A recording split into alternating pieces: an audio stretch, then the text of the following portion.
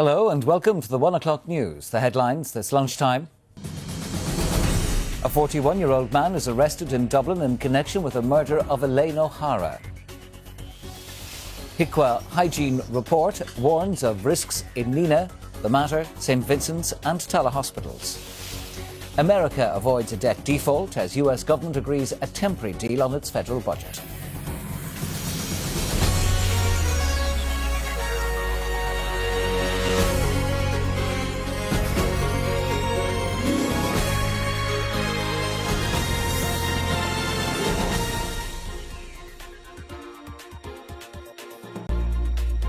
Gardaí investigating the death of Dublin woman Elaine O'Hara have arrested a 41-year-old man.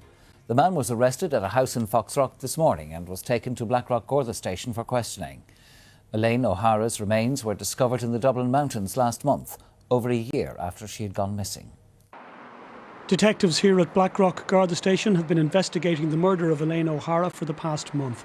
The skeletal remains of the 36-year-old childcare worker were discovered in the Dublin mountains on the 13th of September last by a person out walking a dog.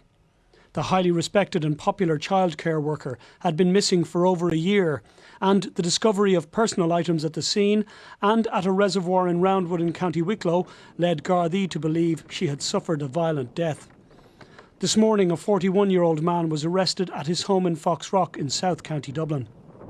The man in custody here today is an honours graduate of the National University of Ireland and has worked in a senior position for the same company in Dublin for the past 12 years. He has no previous criminal convictions and has never before come to Garda attention. He's being detained here under Section 4 of the Criminal Justice Act, which means he can be questioned for a total of 24 hours. This morning's arrest is the result of an intensive Garda investigation where CCTV footage was gathered, those with information were interviewed and re-interviewed, and Elaine's phone and laptop were examined to determine who she had been in contact with. A list of persons of interest were then drawn up and the process of elimination began. The suspect being questioned here was arrested this morning at the home he shares with his wife and 2 children. And Paul joins me now in studio. Paul, how significant is this arrest? Well, it's very significant for a number of reasons. First of all, it's the first arrest in this murder investigation, the investigation into the murder of Elaine O'Hara. Now, even though the post-mortem was inconclusive in that they weren't able to establish a cause of death, the Gardaí are satisfied that Elaine suffered a violent death, not only because of where her remains were found, but also because where some of her personal possessions were found in Roundwood, about 20-25 miles away. So it's significant in that fact. It's also significant in the sense that the search of the man's home was continuing up to a few minutes ago, and I understand that Gardaí have taken away a number of items for further examination from the man's home, including a computer. Now that will be crucial to the investigation because part of this investigation was to see who Elaine was in contact with online and on her phone, and her phone, once it was subsequently recovered at Roundwood in the reservoir where it had been disposed of, certainly moved the investigation forward. So Gardaí have removed a number of significant items for further investigation. I also understand that detectives at Blackrock will liaise with officers from Operation Trace. Paul, thank you. Patients at Nina General Hospital were at risk of contracting hospital infections such as MRSA, according to an inspection carried out by the Health Information and Quality Authority. A hygiene report published a short time ago found the hospital environment and equipment inspected were generally unclean, putting patients at risk of infection. The report also highlighted hygiene issues in St Vincent's, the Mater and Tala hospitals in Dublin. Well, for more on this, our health correspondent Fergal Bowers joins me now. Fergal, these were unannounced inspections. Yes, 5 unannounced inspections to these hospitals, Nina General, Ennis, and in Dublin, the Mater, St Vincent's and Tala. And one of the most critical reports there is in relation to Nina, where inspectors found the environment and equipment inspected was generally unclean. This was a visit in September. The medical ward 1 needed improvement to prevent a risk of transmitting infections to patients. The floors in patient areas were dirty, and trolleys of clean linen were being stored in an area where used linen skips were. And does the report tell us anything about other hospitals? Well, if we look at the Mater Hospital in Dublin, inspectors found that not all hand hygiene practices were compliant with national standards, posing a risk to patients. The environment in 2 areas inspected were generally unclean. At St Vincent's Hospital, the environmental hygiene and equipment cleaning wasn't effectively managed to protect patients. At Tala Hospital, there was damaged equipment in clinical areas, and hand hygiene practice was not in compliance with standards, posed a clear risk to patients. The best performing hospital was Ennis General, which was found to be very clean, although some opportunities for hand hygiene weren't being used. Fergal, thank you. A special meeting of the board of the HSE West Northwest Hospital Group will be held this evening to consider the findings of last week's HIQA report into issues relating to the death of Savita Halappanavar. Board members will also consider the findings from the inquest into her death, as well as the HSE investigation. It hopes to identify what further action needs to be taken. The meeting is being held behind closed doors in Galway. In the US, federal employees are returning to work after last night saw an end to the partial government shutdown. Congress agreed to raise the federal debt limit with hours to go before the nation risked defaulting. The short-term budget was then sent to the White House, where it was signed by President Obama. He said the US must get out of the habit of governing by crisis. From the minute America came back from the brink, monuments were open. US Congress has passed a bill to break a 16-day deadlock that brought the world's biggest economy to the edge of a debt default. The cross-party compromise came with hours to spare. Averting this crisis is historic. But let's be honest.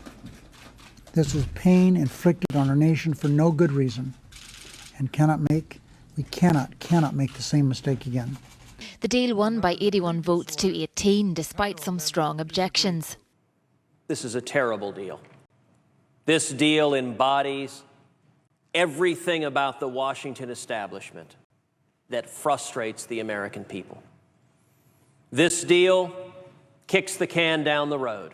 Moving to the House of Representatives, Republican leadership begrudgingly agreed to support the measure. The budget is a temporary fix. It will fund the government until the middle of January and extends borrowing to early February. And we can begin to lift this cloud of uncertainty and unease from our businesses and from the American people. Because there's a lot of work ahead of us, including our need to earn back the trust of the American people that's been lost over the last few weeks. The shutdown means some damage has already been done. Ratings firm Standard & Poor's says $24 billion has been shaved from the American economy. Republicans demanded changes to the president's healthcare overhaul, but they emerged from the standoff with little to show for it. US stocks surged on news of the deal, and thousands of federal employees returned to work today. But the issues dividing US lawmakers linger on. Carla O'Brien, RTE News. The head of tax policy at the OECD has said Ireland plays fair when it comes to international corporate tax rules. Pascal Saint-Germain told an Irish Tax Institute conference that he has no problem with Ireland having a 12.5% corporate tax rate, and that this country was playing an active role in shaping the global agenda on corporate taxation. I think Ireland is a very open economy, one of the most open economy, and does play by the rules, and is proud of doing that, and has always respected the rules, has contributed to shaping the rules, the international rules, and has been implementing them fairly. And I think Ireland, that's my experience as the head of tax at the OECD, is very keen on contributing to the debate, is not shy there, and is fair. And I wish all countries were like Ireland. This is not to be quoted. And our economics correspondent, Sean Whelan, joins me now. Sean, clearly he has no problem with Ireland's 12.5% corporate tax rate. So where lies the problem internationally? I think the international problem, Angus, is not so much the rate, as you say, it's the regime and how our regime interlocks with other countries' tax regimes. The OECD has been for many years now custodian of what they call non-taxation agreements or non-double taxation agreements. In other words, companies should not be taxed on the same profit by two different countries. They shouldn't be taxed twice.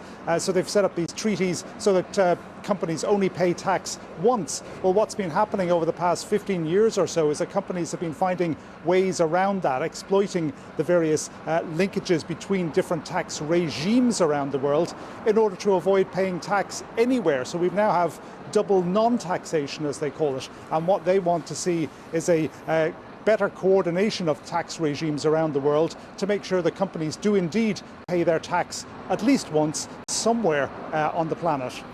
And what reaction was there generally to the changes announced in the budget regarding taxation? Well, those changes have been welcomed. It's a small enough change, according to the Minister for Finance, that should affect only a handful of companies that are operating here. But a number of those companies, Apple being the most well-known, have been able to avail of a provision in Irish law that you can have an Irish incorporated company that doesn't actually have to be resident in Ireland for tax purposes, which means Apple could transfer a lot of profits from sales all over the world, from everywhere outside of the Americas, route them through an Irish company, but that Irish company is resident for tax purposes in Bermuda, where the corporate tax rate happens to be zero. So ending those kind of loopholes has been welcomed both by the OECD and by the European Commission at this conference today. Sean, thank you. A €52 million research and teaching project designed to attract some of the world's leading research professors has been launched at the University of Limerick. The Bernal project is designed to give Ireland the edge in research in the pharmaceutical, biomedical and energy sciences. It will fund the recruitment of 10 of the world's leading professors, as well as start-up seed monies to support their teaching and research activities, as well as the construction of a new advanced research building. Hospitals will face significant financial sanctions if they breach rules limiting working hours for non-consultant hospital doctors under new proposals aimed at resolving the row over long working hours. The IMO said it will recommend acceptance of the LRC proposals. No more! 24! No more! Junior hospital doctors taking to the streets earlier this month in protest over longer working hours. Whether or not we see a repeat of this action may depend on how non-consultant hospital doctors respond to new proposals from the Labour Relations Commission. The HSE has already undertaken that by the middle of January, no doctor will work a shift longer than 24 hours, and that all hospitals will be fully compliant with the European working time restrictions by the end of next year. But the Irish Medical Organisation, which represents the 3,000 doctors who went on national strike, had sought financial sanctions to ensure compliance by hospitals. The latest LRC document outlines measures to ensure that hospitals are fully compliant with the working time legislation by the end of 2014. The HSE and IMO believe these measures can resolve the issue. By the 30th of November, no doctor will work in excess of 24 hours unless recruitment is required, which kind of gives a deadline of the 14th of January. So that by the 14th of January, no doctor in the health system will work in excess of 24 hours. Thereafter, the local working groups will work at achieving EWTD compliance, which means doctors won't work in excess of 48 hours, which is a good result for doctors and, more importantly, makes patient care much safer, which has been the objective of our campaign. We're very glad that the NCHD committee of the IMO have decided to put our proposals to ballot and are recommending acceptance. Quite a breakthrough. If a hospital breaches the rules, a financial sanction will be imposed on the hospital, but without impacting on patient care. Managers responsible for the breach may also face consequences. However, no additional payment will be made to individual doctors. John Burke, RTE News. Rescue workers in the Philippines have finally reached the scene where a 7.2 earthquake struck yesterday. At least 144 people were killed and dozens of others injured when the earthquake struck early yesterday morning. The quake centred on the popular tourist island of Bohol. Landslides and damaged bridges slowed down road travel to the affected areas. And then we take a break. Still to come, Wexford and one lifelong fan gets ready for the Opera Festival.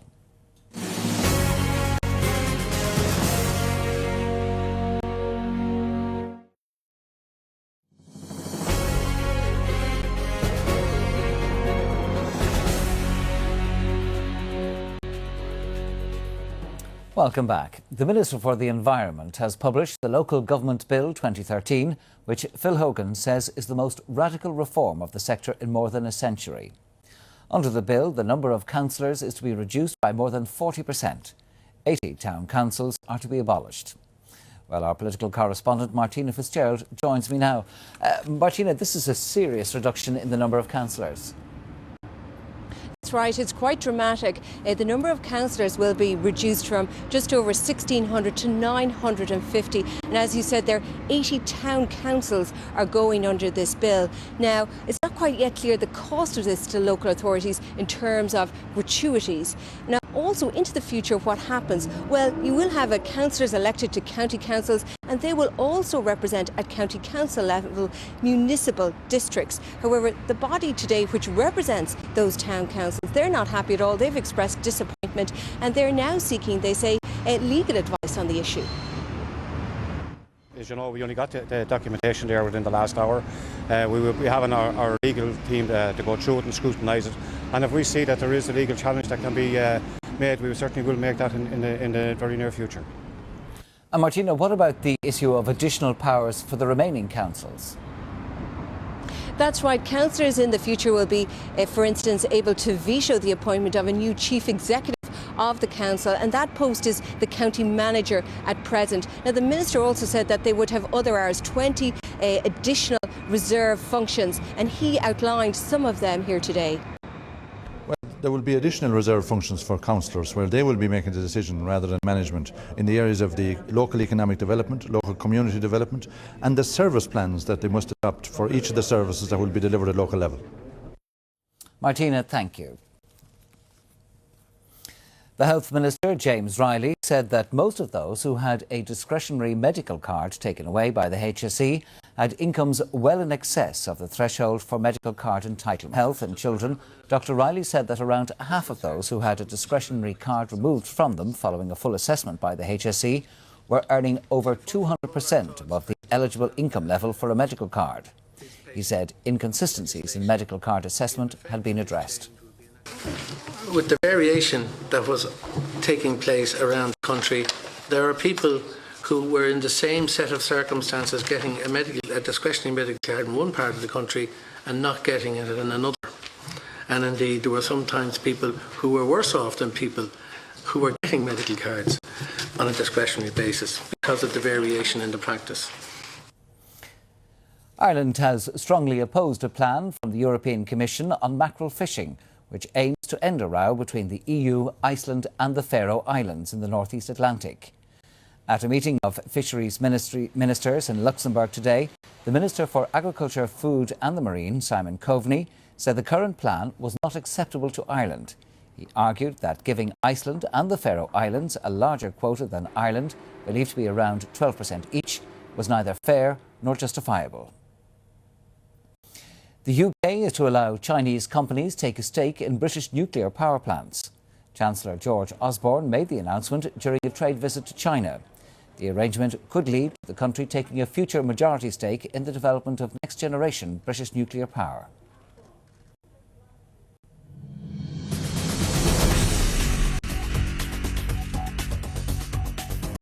Former US presidential candidate John McCain has said Ireland still has questions to answer over how some large corporations with Irish subsidiaries have been using them to avoid tax bills in their home countries.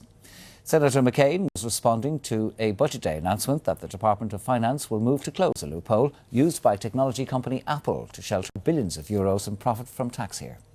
It's important to say that this is a very limited measure with a very limited application and is really only designed to deal with situations where you have companies that are incorporated in Ireland but because of Irish rules and international rules isn't actually tax resident anywhere.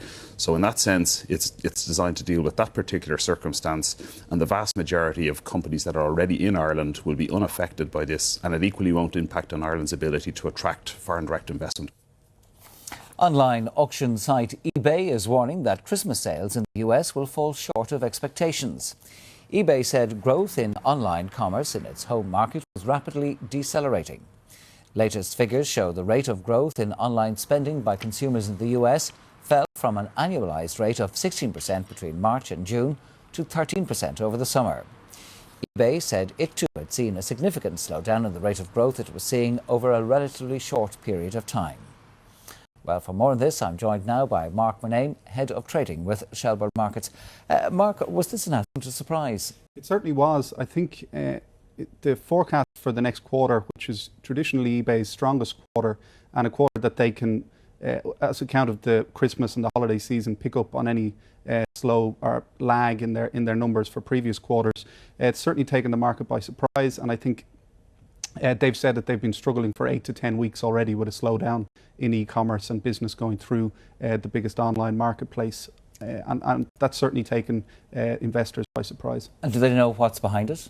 They think that e-commerce in general may be slowing down, the levels of growth that we've seen previously slowing down. And also, I think they think there may be a saturation in the market and people moving elsewhere. So certainly very disappointing for investors in that, and very surprising.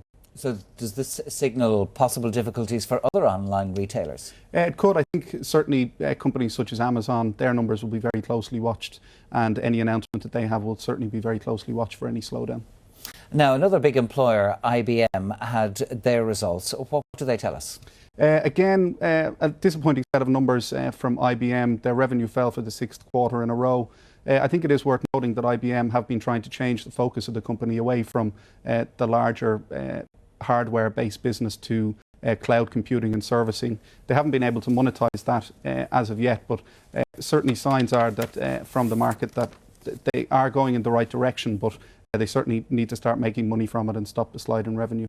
Mark Murnane, thank you. University College Dublin is bidding to attract more international students to Ireland to study digital marketing. UCD's Smurfit Business School has brought a group of graduates to Ireland, which it says is now the digital marketing capital of Europe, thanks to the presence of companies such as Google and Facebook. There's absolutely no doubt that the reality is that Dublin is the digital capital of Europe. The reality is that UCD has been developing an expertise in that domain. So now, we really need to make that reality known to our partner outside of Ireland and to the wider public. So this is part of this exercise. We get a bunch of very high-profile MBA students. They say, okay, I'd like to know about digital marketing. Where should I do it? They look at the program around the world. Or every business school has the opportunity to showcase their expertise. They say, wow, UCD, Dublin, I'm going to go there. Now, taking a look at the markets, the Isaac Index of Irish shares is down marginally. Kerry and Glanbia gained. Arzita and CRH are both down. In London, the FT100 is trading lower. The DAX in Frankfurt is down 0.5%. In Paris, the CAC is also lower, while in Tokyo, the Nikkei closed 0.8% higher. And on the currencies, the euro buys just below 85 pence sterling at around $1, 36.5 cents. And you can stay up to date on these stories and more at rte.ie/business. The world-renowned Wexford Festival Opera begins in the town next Wednesday. The festival has strong links with the local community, and this year, a 76-year-old lifetime fan of the event will take to the stage for the very first time.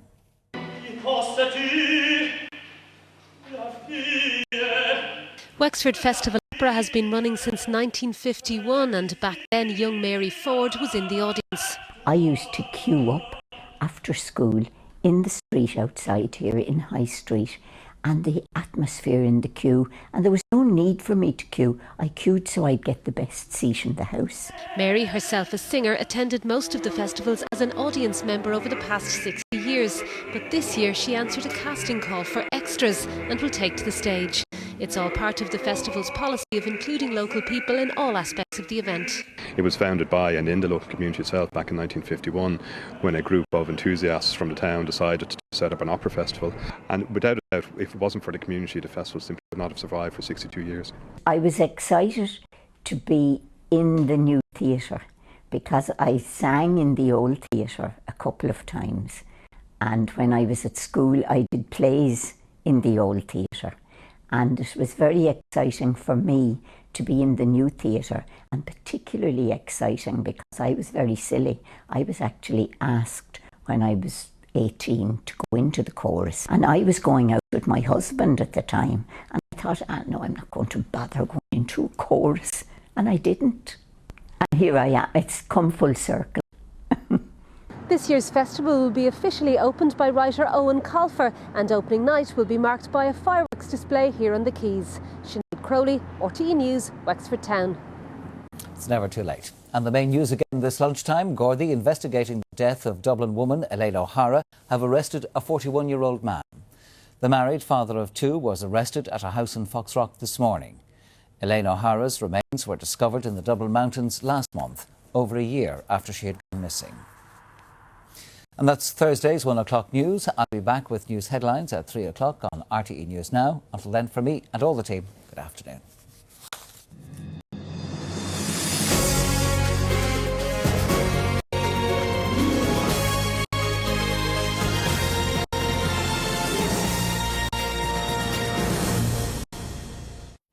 Hi there and good afternoon. Well, it's been a fairly pleasant morning so far across the country with some good sunny spells, though cloud has been continuing to build in parts of the south, bringing 1 or 2 showers here. Now, looking at the big picture, you can see Ireland is mostly in the clear from any cloud today. There is that line of cloud here to the south which is bringing those showers. However, there's also this cloud out in the Atlantic. That's associated with weather fronts which will be making their way over us for tomorrow, making for a fairly wet day. In the meantime today, though, as I said, a generally dry day across the country with some good sunny spells. As I said, that cloud building in the south will push some rain into parts of Munster and up into Connacht during the afternoon, but still quite mild today with temperatures ranging from 14 to 16, possibly even 17 degrees in generally light to moderate winds. Now those winds will be a little bit fresher in parts of the southwest due to that rain. Tonight then will continue quite mild as values fall no lower than 9 to 12 or 13 degrees. It will be a generally dry, clear night tonight. Cloud will continue to build as we move through the night though, and rain will gradually arrive into the far south of the country overnight. That'll be due to these weather fronts here, which you can see on our Atlantic chart, and an area of low pressure too. Now looking at the rainfall predictive sequence, you can see that rain from today just skirting the west coast there and the south as well, but as we move that on, you can see that rain almost covering Ireland completely for tomorrow. So a fairly dull, wet and windy day in store tomorrow. It'll start off dry and bright in the east and north, but that rain in the southwest will gradually start to push up across the country, meeting all areas in the afternoon. But at the same time, clearer, brighter weather will follow into parts of the southwest later in the day. Highest temperatures tomorrow will range from 13 to 15 degrees, down a little bit due to that rain in generally moderate to fresh southerly winds. Now for the weekend, it's going to be quite showery overall. Heavy showers on Saturday, quite widespread too, but they'll be more confined to western counties on Sunday, but there may also be the risk of some thunder too. Temperatures about average for this time of year, 14 to 16 degrees. That's it for me for the moment. Good afternoon.